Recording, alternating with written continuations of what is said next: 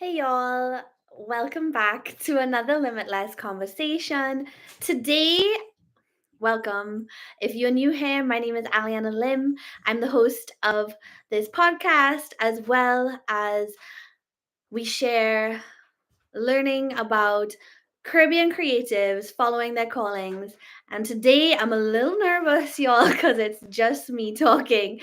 Usually I have some beautiful women on here, but I felt really called to share this year about my lessons that I've learned as I go into my 27th year of life.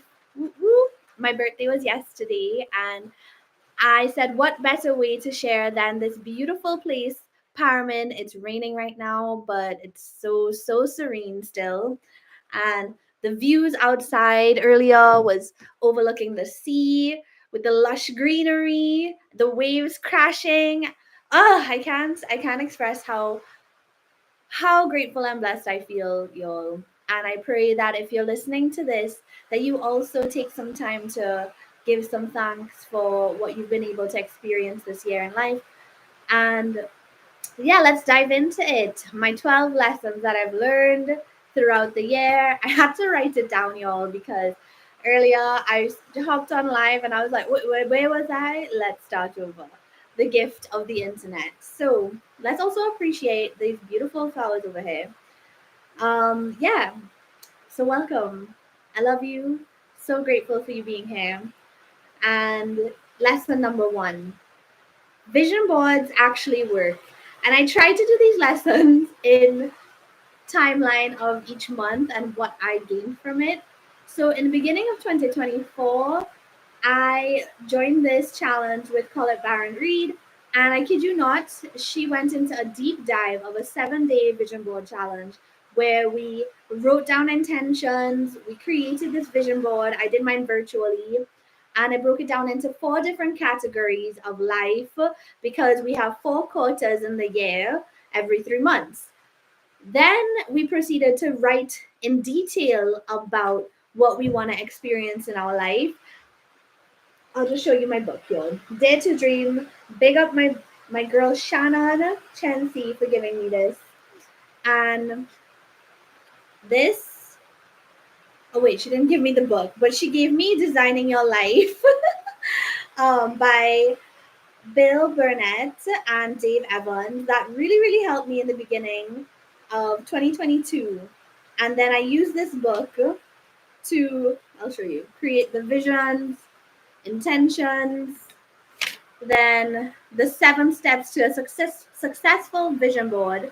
Yeah, and we went really in detail of like your vision, your focus, claiming the vision, and every day we did a practice of pulling cards, and that really helped as well to build my confidence and receive the messages and the clarity that I needed in order to move forward in the year. And January, y'all, I was not in Trinidad. I was in Jamaica.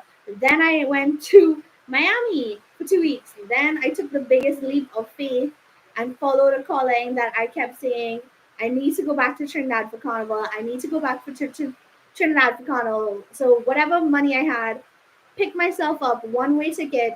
I was super lucky the week before to get a flight for like less than 200, maybe 150 US, and I found myself here, Carnival Wednesday. So that was the beginning of my year, y'all. Then, just want to break it down real quickly. For the 8 categories that you have in your life: family, love and friends, passion or creativity, like your hobbies, health and well being, career slash your calling, money slash prosperity, home and environment. And there's a last one about deliberate giving. And this one changed the game, y'all, because going back to lesson number 1 about vision boards actually work, I put a little side note of saying yes to yourself. And when you say yes to yourself, y'all, I think everything else opens up for you. So moving into saying yes to yourself, I had to say, yes, I want to go on this trip. Yes, it's possible for me to come back to Trinidad and play carnival. Yes, I'm open to receiving from the universe how good it can get.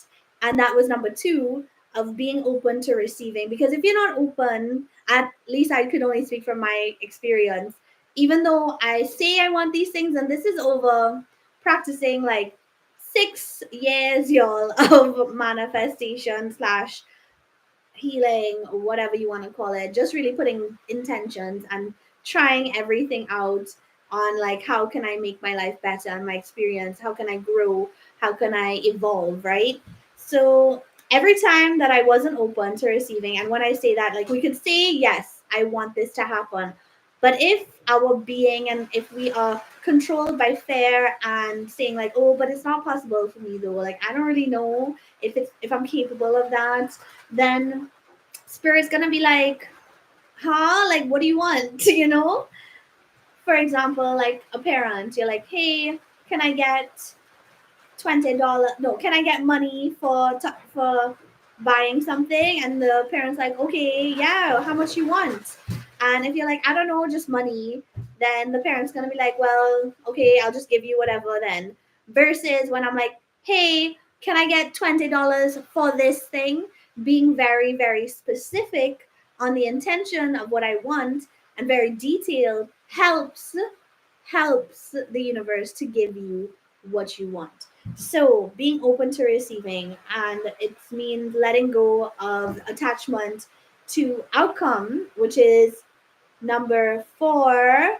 I'm skipping number three because it just is intertwining like this. But yeah, letting go of attachment of the outcome, letting go of attachment to people, letting go of attachment to relationships.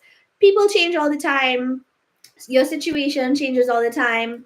You may be here one day, gone the next.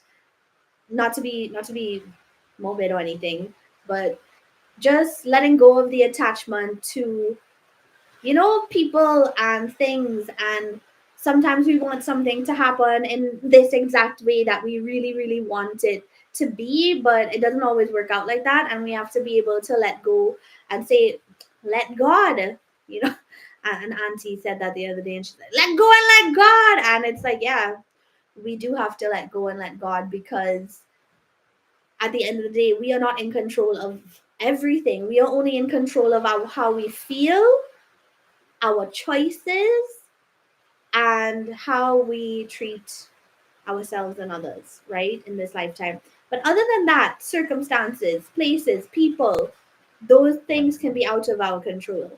So always do your best, y'all. That was number three. So always do your best. And what does that mean? I realize whenever I do something and I just kind of do it half-assed, I'm like, okay, that was great. But then you have this little feeling of like, oh, I don't know if I, and you're fixated on all the little things. But if you're like, you know what, I did my best, I gave it my all, that's all I could do today. What can you do today? Versus, I was talking to my partner the other day, and they're like saying how they want to exercise more. They're not exercising enough. They're not eating healthy enough. And we've all been there where we're super hard on ourselves. We put a lot of pressure. I know for myself, especially when it comes to my career or even anything really. I definitely tend to people please or put a lot of pressure when it's really not necessary, because it's you against you and nobody else. So how can you always show up and do your best in every moment? And oftentimes that is about being present. So it leads me to number five, being present. The gift of presence, y'all. Game changer. When you look at babies, all they have time for is to experience the now. Oh my god, a bird. Oh my gosh, a tree. Oh my gosh. Like, they're very sensory and they tap into all senses: listening, seeing, smelling, touching. Um, when they taste, their taste buds are so sensitive when they're young. Just from my experience of babysitting, when you give like a 2-year old a vegetable, like sometimes they're like, ooh, like too sweet or too, what is it, like they could taste the black pepper and I like, oh, spicy. So being present and tapping into your senses help you to be able to experience this life in a greater, more expansive way.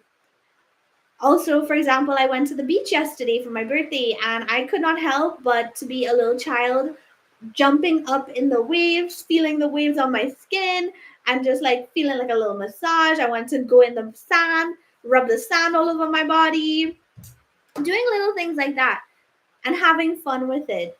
Be able to have fun and be present. So, number 6, learn a new skill. Ooh, I love this one. I learned so much about myself this year that I did not know that I could do before. Number 1, that I have a real green thumb after 5 years of trying. I was able to help build a beautiful garden, as well tap into creative directing this year, and also, yeah, just strengthening my skills more than learning a new. Yeah, when I say learn a new skill, it's like learning your capabilities. When you try something new that you've never done before, you're learning something new about yourself and your capabilities. Um, put yourself out there, y'all.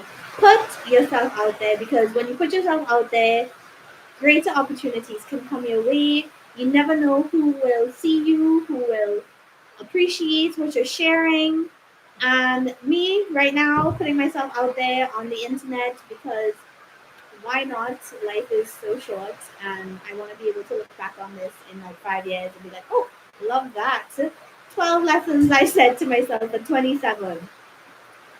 So, encouraging all of you to just do the things that you said you always wanted to do and put yourself out there, because oftentimes it turns out better than you expected, which is one of my other lessons. And we're not going at all at this point. So, number 8, do things with love, not fair. Why do things with love and not fair? I mean, I hope that is helpful, because when I myself go into anything with scarcity mindset or a fearful or doubtful heart, people around you sense it, okay? And the universe is vibration. The universe is energy. So when you go out there with the energy of fear, then it kind of could block your blessings, versus when you're just doing things out of the goodness of your heart because you want to, because you can. Trust me, trust me, it amplifies, right? Number 9, the power of collaboration and community. And this kind of ties into putting yourself out there and doing things with love, not fair. Because oftentimes, I mean, I don't know, I know this year at times I've been like, I don't know about this person. I don't know if I want to do this. But then I tell somebody and I'm like, why don't we do it? And then when that person's like, yeah, I'm like, oh, okay, yeah, it's happening. Let's do it. Let's go. And it turns out so much better than expected. And those people that you collaborate with, we hope it teaches you something about yourself. It helps you grow. It helps you learn.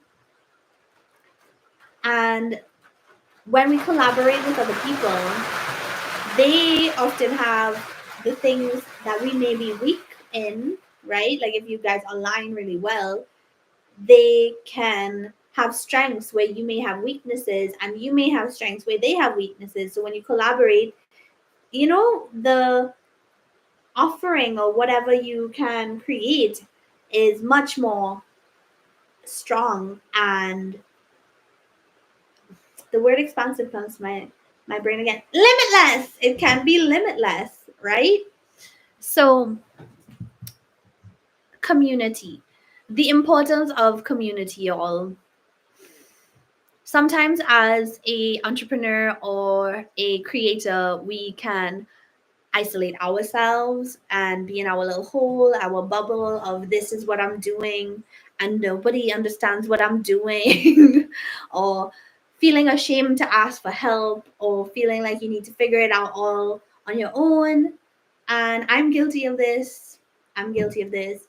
But realizing that there is a community of people out there somewhere, could be on the internet, could be in person, and pockets of people who have the same vision or have the same goals and want to be of service, want to help. And when you lean on your community and you feel supported and nourished and uplifted, then we can have the energy to move forward and realize we're not alone. And yeah, just feel loved. That's all I could say. Also, you are needed in the community. Whatever you have to offer is needed in the community. And I said this one especially because I feel like for the last few years, I've been kind of like hopping into different countries, into different communities all the time. But there's always a community out there, and you're never alone, is the main thing. So, next one is celebrate your wins and celebrate them often. Okay? That's number 10 because sometimes, y'all, we don't take the time to celebrate what we've been accomplishing because we keep going and we keep doing and we keep creating and we keep on to the next one, on to the next one. When it's good to just take a moment to just digest, sit in your power, sit in a moment of, wow, I did that. Wow, I did 10 minutes of exercise today. Look at me go. 10 more minutes than before. You go on a walk. I think that's a huge win. And when I say win, I also can say give thanks, give gratitude for the small things that you've been able to experience in every moment. Giving thanks for the people around you, giving celebrating yourself, celebrating those people in your life. Yeah. And number 11, like I said it earlier before, but it often turns out better than you can imagine. I love this one because, y'all, if you were to tell me 4 years ago where I am right now, that the things I was writing down in my book, the things that I was constantly journaling about came into fruition now, I would be so, so grateful. And I mean, not so grateful, but yes, grateful. But just my back then, I would be like, really? Oh my gosh, for real? Look at her. So it often turns out better than you expect. Number 12, the very last one, be patient and continue to take the small steps. Because every step you take leads you to where you need to go next. And there is power in the small things. Yeah? Think about it. Think like of the domino effect when one domino hits another domino and then hits another domino and then it goes all the way around if you have a nice big setup. So the rain.